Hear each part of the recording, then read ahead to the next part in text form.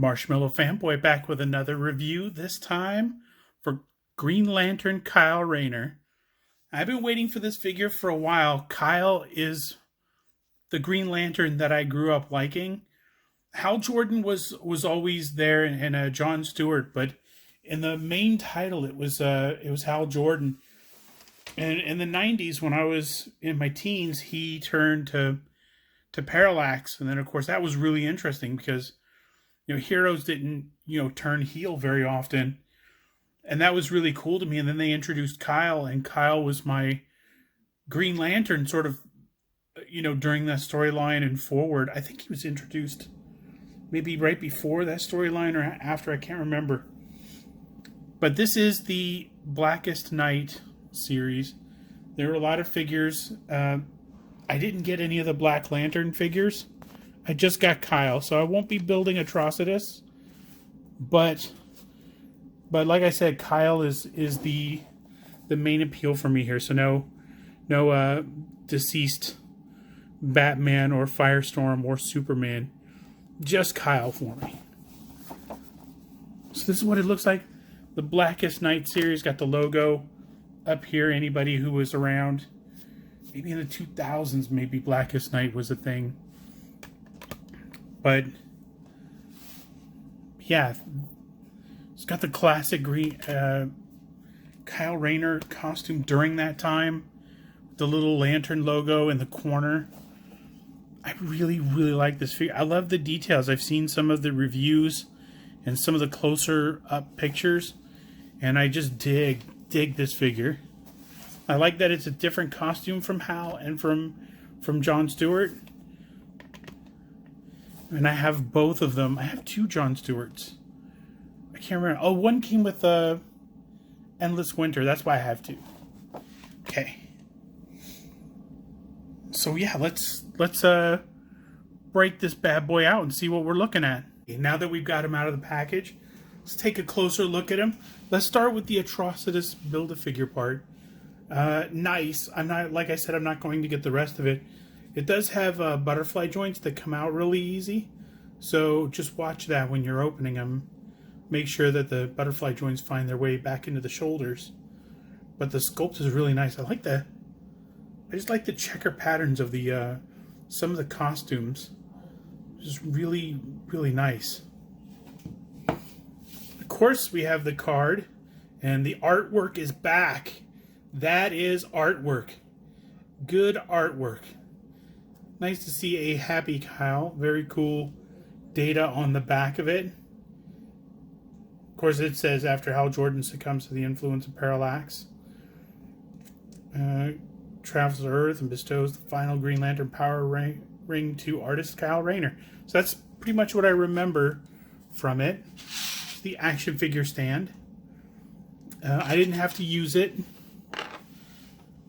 The power battery is a little bit different looking.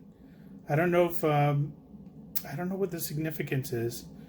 Maybe because he's an artist, he has something a little more stylish. But a Ganthet bestows that, or maybe the ring generates it. I'm not sure how that works. There have been so many revisions, but it does stand up. So that's nice. Now let's look at Kyle himself. The giant with the giant sword. Looks great. Kyle was not a gun guy, so I'm okay with the sword. He was an artist, so he made really cool things. The big sort of anime sword might be something that was right up his alley. That might have been what they were thinking. They thought, well, he's an artist in the comic books. Maybe he probably was influenced by anime, and he probably would create a sword that looked just like that. But the sword, as with the battery, could use maybe a green wash or something, like not as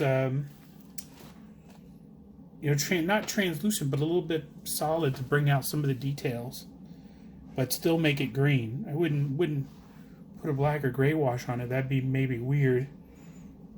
But you could definitely have two levels of green in the sword and in the battery, and bring out the details a little bit. Sorry about that. I dropped the battery on the floor. I was picking it up. well, keeping it going. So let's go over some of the things. No extra hands. So you get one grabby hand for the sword. The sword has great details. It's just really cool. The handle is very cool. A lot of good detail in there. A lot of good detail. See the head. Looks up. It's on a ball joint. The neck is solidly on there. Let's see if I can adjust the light a little bit. There you go. So it looks up. It looks down. The neck and the ear are slightly different color than the face, which is weird. I don't know if you could see that, but it's a different color. It's weird. I just noticed that, so it's extra weird. So it doesn't look up very far. Looks down pretty well. Head goes all the way around.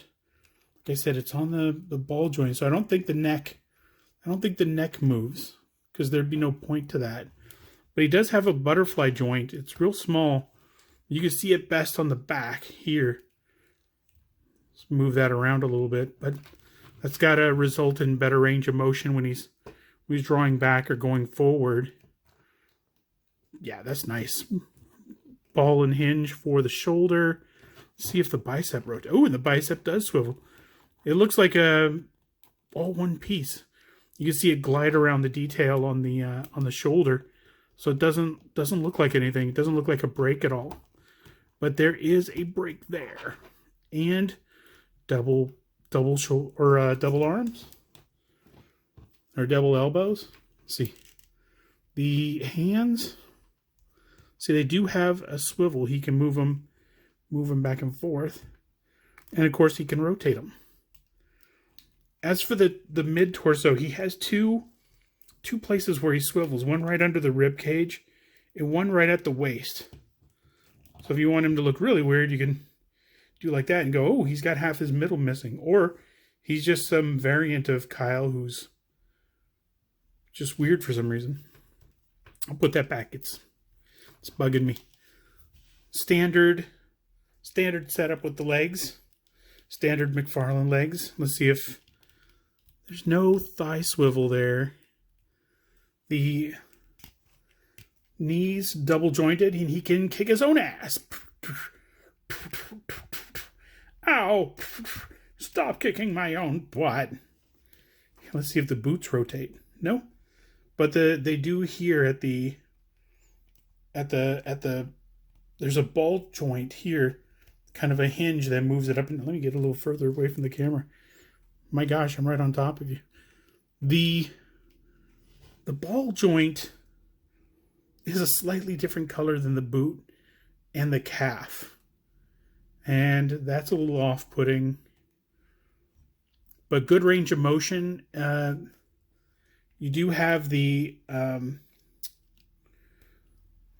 foot rocker. Goes back and forth. You do have the toe that bends right up and looks broken, and that's same on both legs. I love the fist holding the ring.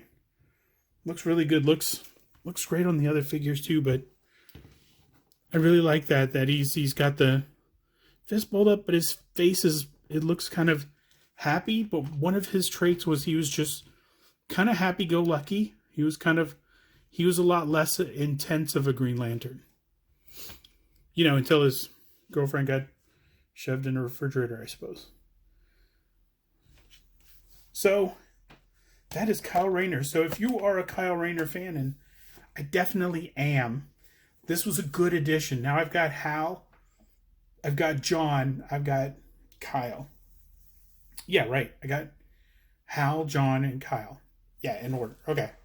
And pretty soon I'll lay hands on Parallax, and I'll be able to review that bad boy too. But for right now, that's it. That is Green Lantern Kyle Rayner. So until next time, enjoy your toys.